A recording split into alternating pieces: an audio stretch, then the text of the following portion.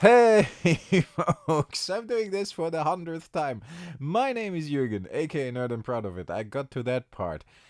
Destiny has brought you to my channel today. Yes, I got that part right as well, because I want to give you an update about my experience of MagicCon Amsterdam. I have been releasing a couple of shorts. Here comes the part I wasn't good at in the 25 takes before. No, I've been to MagicCon Amsterdam. I've released a couple of shorts. Thanks a lot if you hit the like button, because a lot of you did, and I appreciate that. I guess everybody was interested in short impressions of the convention. I wanted to give a little longer impression as well.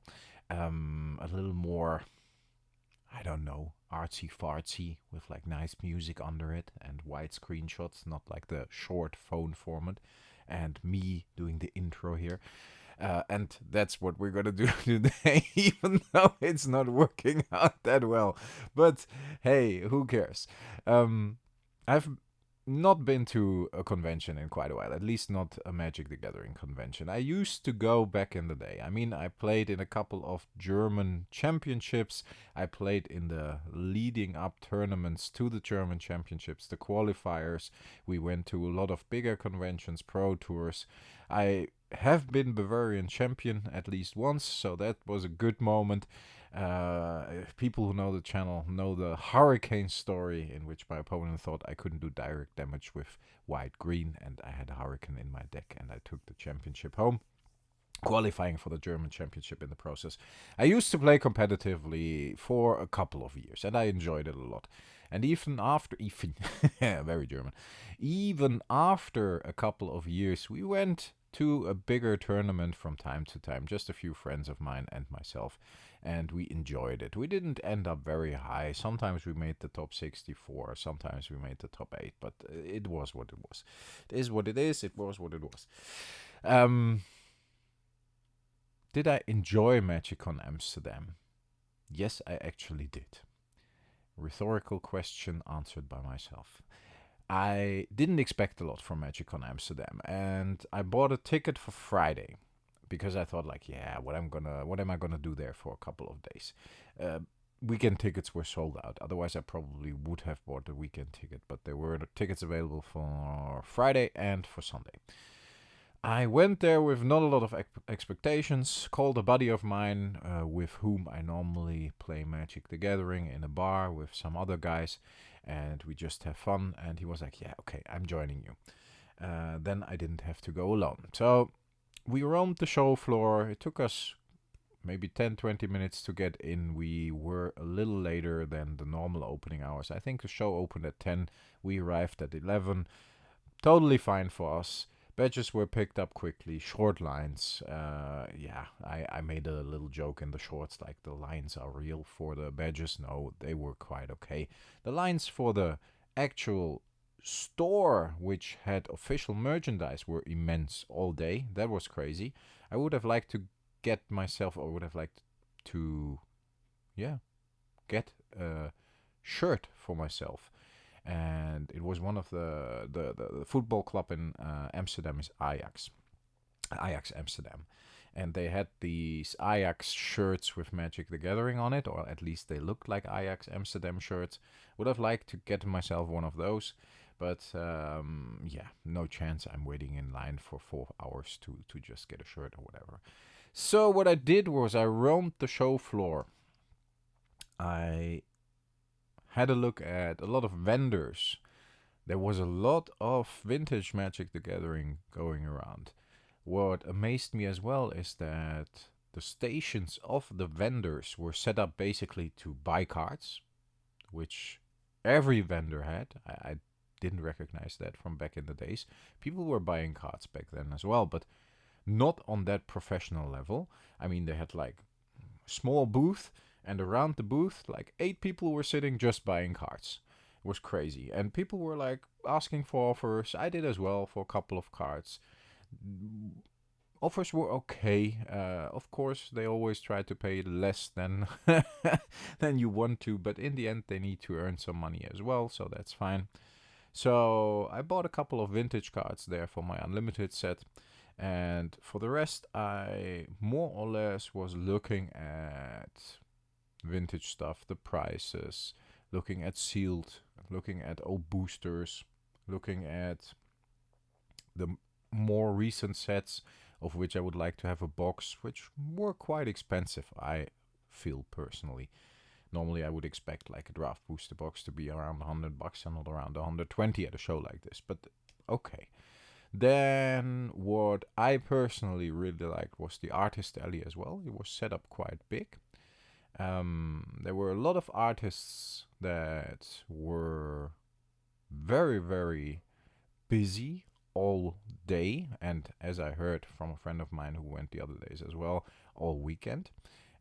They actually had to stop the lines because the artists needed to take a break at a certain point. So people were coming in with a sign, this line has been stopped, and then nobody was allowed to get in line anymore, because otherwise the line would have just gone on and on and on for all day, and the artists wouldn't have had the time to take a break and just have something to eat, have a coffee, or go to the toilet or whatever.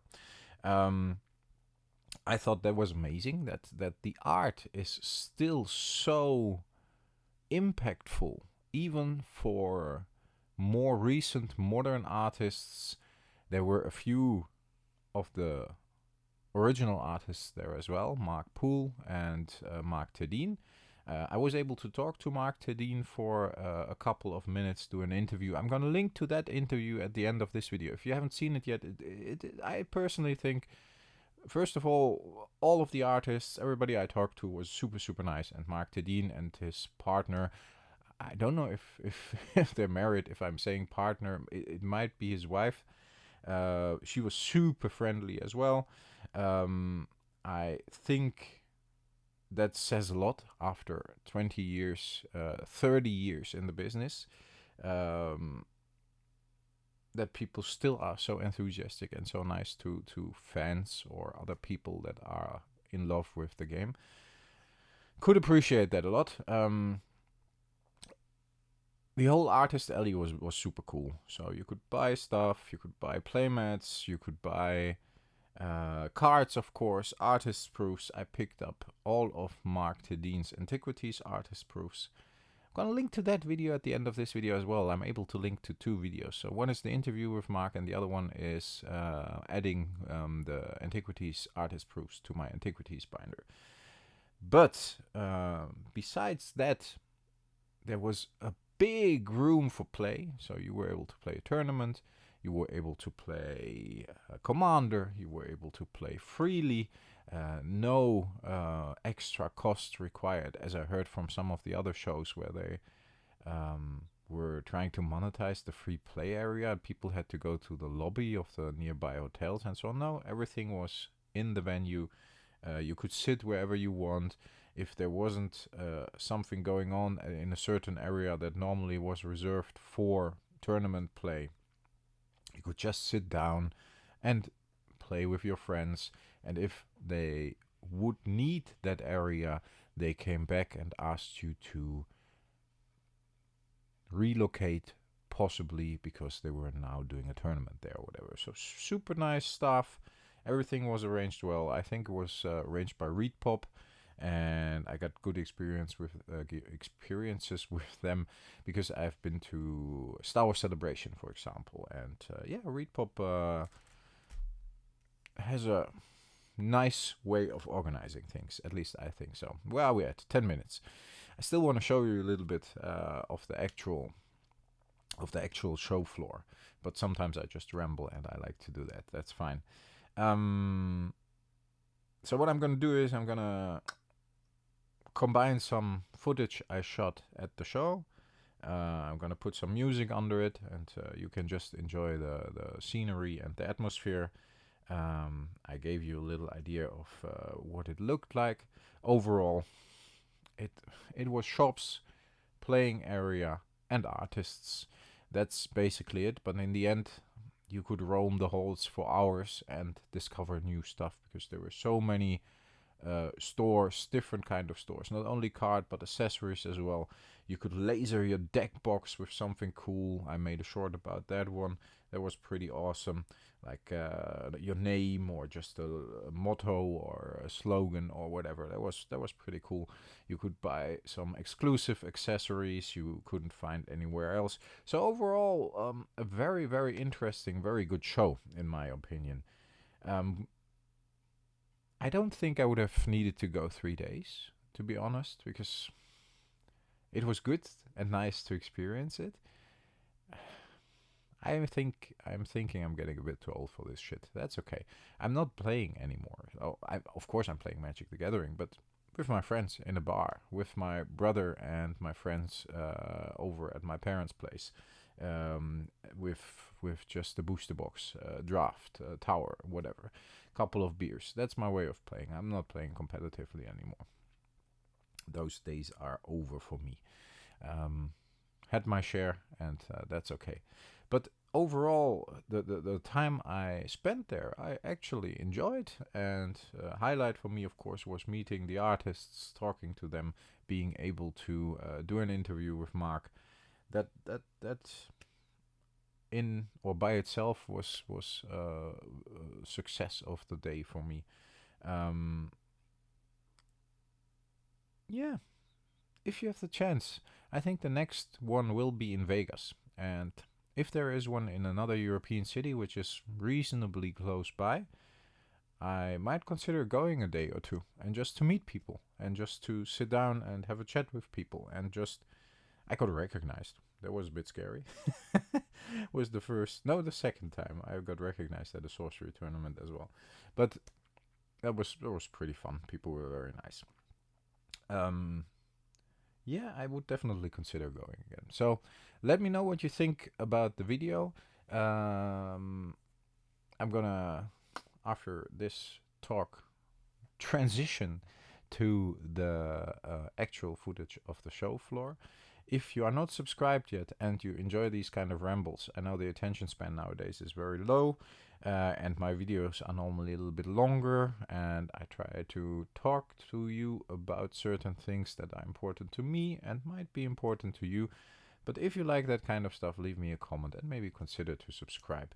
If you are a long-term viewer, before we transition into the actual show floor footage, and you want to support the channel a little more, I have a Patreon, and I'm linking to that in the description. And I'm having a YouTube channel membership. That really, really helps. I have a couple of Patreons, just a few, but those are valued very, very highly by myself. And a couple of YouTube channel members, only a few, but also valued very highly. I appreciate their direct support a lot because it helps the channel out immensely. You don't even know. Even the small amount of Patreons I have is super important for me. Patreons and YouTube channel members. Getting more quiet. Maybe it's because I'm losing my voice. I'm not quite sure. I'm gonna keep that in. Am I back? Yes. Yeah, I think it's okay. Might come up with a little cold. Folks, enjoy the videos. The compilation of my videos I shot, and of the MagicCon Amsterdam, and I hope you got a good impression of me rambling about it for fucking 15 minutes. Oh God. I was told by a lot of people that sometimes I tend to ramble on too long. Stay healthy, folks. Stay frosty. I talk to you next time. Enjoy the video that is coming now.